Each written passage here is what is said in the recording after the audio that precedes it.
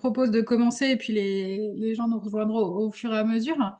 Donc, je vais laisser le docteur Sautel et docteur Thomas se présenter. Et du coup, déjà, merci en tout cas pour d'avoir accepté de faire ce webinaire. Et donc, je vous laisse la parole. Bonjour, donc moi je suis le docteur Antoine Sautel de l'HAD et il y a mon collègue. Bonjour, docteur Thomas. Donc nous, on est à l'HAD de Strasbourg depuis une grosse année maintenant, tous les deux, et donc on voulait vous représenter à la demande de la CPTS l'HAD sur Strasbourg et son fonctionnement. Si vous pouviez passer à la diapo. Donc, on revient sur la définition de l'hospitalisation à domicile. C'est une hospitalisation à part entière qui permet d'assurer au domicile du patient des soins techniques continus et coordonnés pour une durée limitée, normalement dans le temps, qui peut être révisable en fonction de l'évolution de l'état de santé. C'est une prise en charge de nature hospitalière qui est liée à la complexité et à la durée, à la fréquence des actes réalisés au domicile. La prise en charge, elle est globale. Elle intègre une évaluation initiale du domicile du patient et de son état de santé. Et c'est une évaluation qui est triple, qui est médicale, soignante et psychosociale. On peut passer la diapositive. L'HAD concerne tous les malades atteints de pathologies aiguës ou chroniques et qui, en l'absence d'un service HAD, seraient hospitalisés dans un établissement de santé classique. L'objectif de l'HAD, c'est d'éviter ou de raccourcir l'hospitalisation dans les services conventionnels lorsque la prise en charge à domicile elle est possible. Pour ça, il y a un projet thérapeutique qui est élaboré en début de prise en charge avec le médecin adresseur et les équipes HAD. On peut passer. On peut mettre la diapo suivante. Donc, les modes d'entrée en HAD, alors ça vient du domicile ou de l'hôpital, quasiment à 50-50. Et la prise en charge se fait en HAD et on a plusieurs modes de sortie qui sont soit les patients restent à domicile après la prise en charge en HAD, soit un retour à l'hôpital, soit un décès dans 16% des cas. On peut passer à la diapo d'après. Les conditions d'admission en HAD, c'est toujours une prescription médicale initialement. Il faut l'accord du patient et ou de sa famille et des gens qui vivent avec lui au domicile. Et il nous faut aussi également l'accord du médecin traitant de la prise en charge en HAD. Les conditions d'admission, donc le déroulement, c'est donc une demande faite par un médecin. Il y a une évaluation initiale qui est faite par nos équipes infirmières, plus ou moins médecins, si la situation est complexe. On commande et on met à disposition le matériel nécessaire, qui soit le mobilier, un lit, une chaise percée, les médicaments et les DM, afin de pouvoir organiser les soins dans de bonnes conditions au domicile. Donc ça inclut une commande puis une livraison au domicile de tout ce matériel. Et nous, on travaille avec les libéraux, donc on fait une recherche de libéraux disponibles pour permettre les soins au domicile. Donc concrètement, c'est une demande médicale, un courrier d'adressage ou un courrier d'hospitalisation récente et une ordonnance avec les traitements que le patient doit prendre, qu'on peut envoyer à l'adresse mail had@oral.fr. Les limites de la prise en charge en HAD, qui seront finalement des refus de prise en charge en HAD, c'est la capacité du patient qu'il a à alerter ou de son entourage à domicile. Un patient, quand il est pris en charge en HAD, en fait, il est censé être capable de prévenir l'HAD s'il lui arrive quelque chose. S'il tombe, il est censé nous appeler pour que nous, on puisse réagir et intervenir au domicile. Donc l'isolement au domicile fait aussi du coup partie de ces critères-là. Si le patient est seul, des fois, on peut se poser la question de l'HAD. Et l'absence de médecin traitant est aussi un des éléments qui pourrait être un refus d'HAD. On peut passer à la diapo.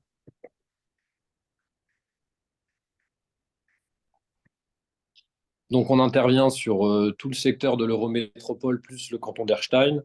Pour ce qui est de votre CPTS, toutes les communes sont dans l'HAD. Donc, vous n'avez pas de questions à vous poser. On intervient au domicile des patients. Le domicile, c'est une définition assez large.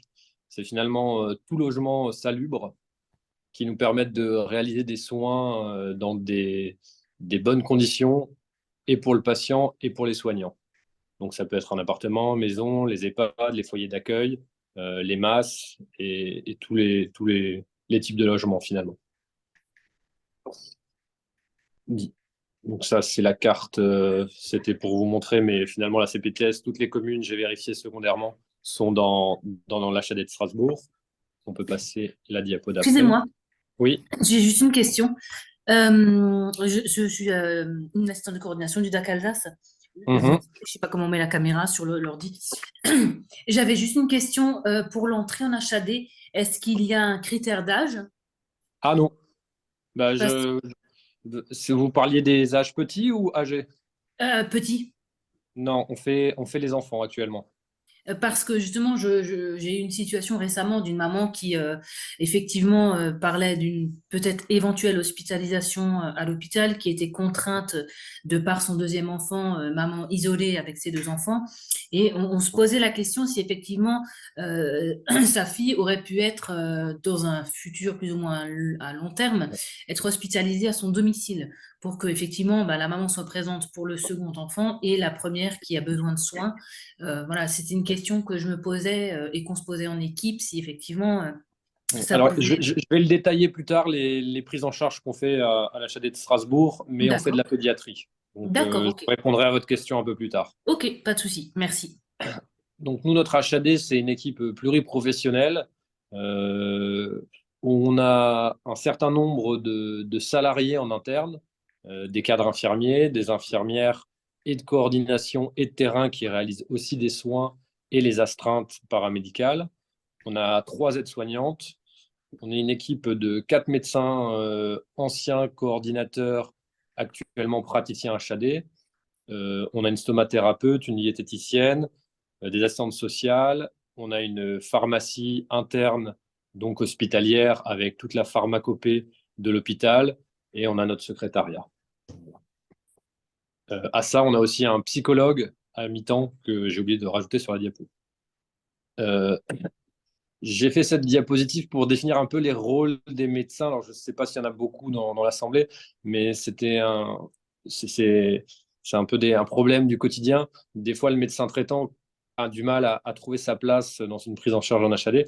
Le médecin traitant en HAD, il reste le référent médical du patient pendant le séjour et on est censé avoir son accord pour une prise en charge en HAD avant la prise en charge en HAD.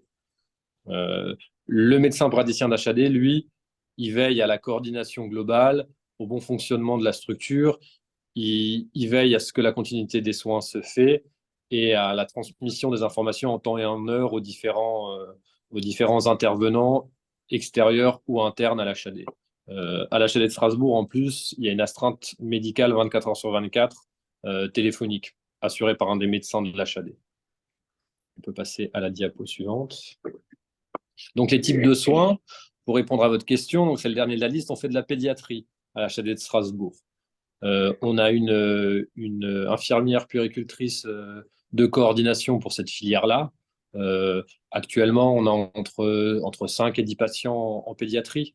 On a monté une filière avec les US pour les bronchiolites qui a bien fonctionné l'an dernier. Cette année, heureusement, l'épidémie était moins importante, donc on en a eu un peu moins, mais c'est une des prises en charge qu'on prend. Donc on fait les traitements IV. Donc toutes les molécules qui sont à réserve hospitalière sont disponibles en HAD parce qu'on est un service hospitalier finalement. On fait beaucoup de soins palliatifs, la prise en charge de la douleur. Donc ça, c'est les traitements réservés à l'usage hospitalier, c'est une redite. Beaucoup de pansements complexes, de la nutrition artificielle quand il y a de la complexité, que ce soit entérale ou parentérale. On a une filière de rééducation avec 2 ergothérapeutes qui n'étaient pas notés sur la diapo précédente et une kiné de coordination qui est aussi effectrice de soins. On peut passer à la diapo d'après. J'ai juste une question. Oui. Pour tout ce qui est suivi et prise en charge de diabète, vous intervenez aussi? Alors, on n'a pas de parcours du diabétique actuellement parce que D'accord, ça rentre pas dans les critères HAD à l'heure actuelle. d'accord. Et en réflexion, on essaye on se pose la question si ce serait pas une plus-value, mais Mhm, actuellement, le suivi du diabète et l'éducation thérapeutique du diabète est mhm. vraiment un circuit à part Oui, HAD. oui. Ok, Voilà. Et d'accord. l'HAD n'a pas sa place pour l'instant. Ok. Voilà. Eh ben, Donc, merci. notre fonctionnement, on est un établissement de santé qui sont soumis aux mêmes obligations que les hôpitaux classiques en termes de sécurisation, de certification. On a une activité continue 24 heures sur 24, 7 jours sur 7, avec une astreinte infirmière qui se déplace au domicile en cas de nécessité, donc 24 heures sur 24, et une astreinte médicale qui reste téléphonique. Donc on peut adapter les traitements sur appel de notre infirmière d'astreinte. Euh, et on fait intervenir au domicile des professionnels et salariés et libéraux à Strasbourg. Donc, en résumé, la demande d'HAD, elle doit se faire par un médecin en appelant le standard ou en envoyant un courrier par mail. Euh, Après cette demande, il nous faudra un courrier et une ordonnance avec les traitements à mettre en place et que le patient a au long cours parce qu'on doit livrer tous les traitements et on s'occupe, nous, de tous les traitements du fait qu'on ait une pharmacie interne à l'HAD. Et une fois qu'on a tout ça, on va évaluer le patient, puis on fait l'admission par nos équipes. Et après, c'est les libérales qui prennent le relais une fois l'admission faite. Voilà. On a laissé nos adresses mail du docteur Thomas et de moi-même sur la diapo d'après. Si vous avez des questions plus tard. Et sinon, merci de votre attention et on est ouvert à vos questions.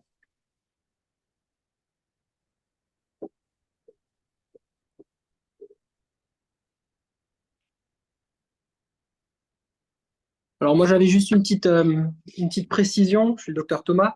Euh, Si vous connaissez qu'il y a il y a des modes de prise en charge en HAD, je pense qu'il faut préciser que si vous avez un doute sur si une prise en charge peut être de l'HAD ou pas, je pense que ce qu'il faut retenir, c'est de nous contacter. Et après, on peut échanger ensemble et on peut faire le point si le patient a tous les critères pour une hospitalisation à domicile. Je pense vraiment qu'il faut retenir ça parce que ça peut être flou pour certains services ou certains médecins généralistes sur les critères d'admission, mais il faut retenir que au moindre doute, vous nous contactez, on en discute et on pourra faire le point ensemble. Je pense que c'est le discours qu'on a régulièrement avec les services, avec les médecins généralistes voilà, qui parfois ont été un peu en difficulté, ont appelé, ont été refusés ou récusés sur des demandes d'HAD, mais on est tout à fait ouvert pour discuter et pour faire le point avec vous, hein.